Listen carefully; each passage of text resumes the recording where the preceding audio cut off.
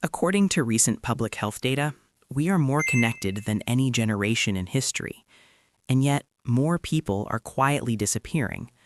Not dramatically, not angrily, just quietly. Maybe that's you. No announcement, no final speech. You just stopped reaching. The group chat kept buzzing. You muted it. Invites kept coming. You declined them. Certain names lit up your screen. You let them fade. And here's the part that confuses everyone. You didn't feel lonely. You felt regulated. So what actually happens when someone starts subtracting people from their life? Let's start with something uncomfortable. Not all withdrawal is weakness. Sometimes it's neurology. In 2024, neuroimaging studies confirmed that social rejection activates the same pain circuitry as physical injury, the anterior cingulate cortex. Your brain does not distinguish much between a broken bone and a broken bond, which means when you distance yourself from someone who repeatedly triggers that pain response, your nervous system may not be avoiding conflict. It may be stopping hemorrhage. For some people, social cutting is less about drama and more about recovery. But that's only one layer. There's also something researchers call cognitive clarification.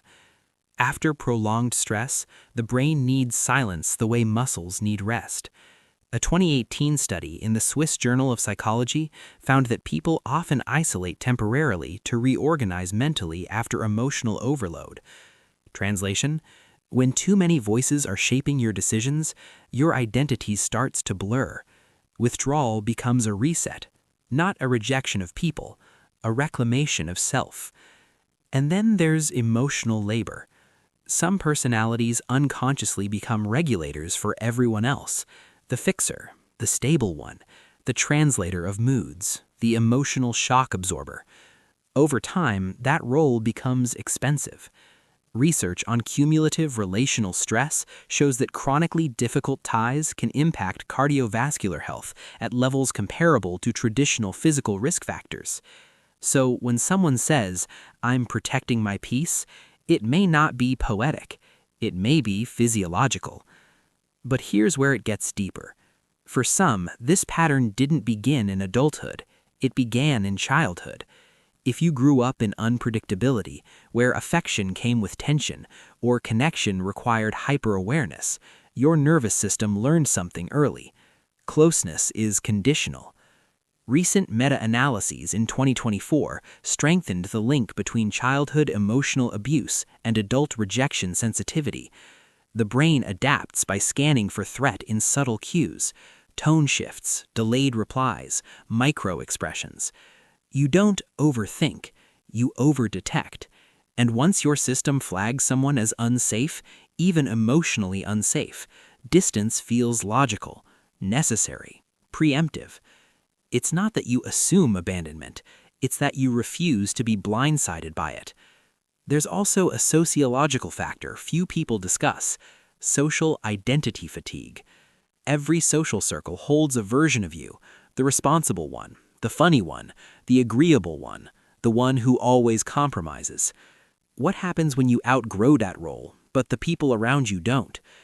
Research into social disconnectedness suggests that total withdrawal can be an attempt at reinvention, a way to step outside inherited expectations. It's not always about escaping people. Sometimes it's about escaping a character you no longer want to play. And then there's something happening globally that makes this conversation even more relevant.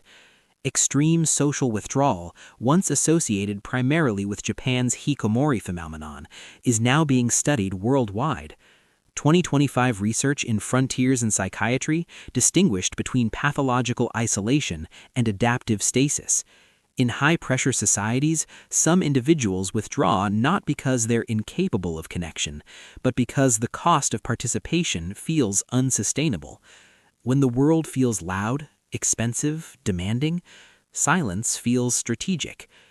But here's the line you have to watch carefully. Solitude can restore you. Isolation can shrink you. One feels expansive, the other feels constricting. So ask yourself, when you imagine reconnecting with certain people, Do you feel dread or neutrality? When your weekend is empty, do you feel calm or numb? There's another fascinating layer here. 2024 research on destiny belief in relationships found that people who believe connections are either fundamentally right or fundamentally wrong are more likely to cut ties abruptly. If they decide something doesn't align, they don't negotiate endlessly. They exit. Clean.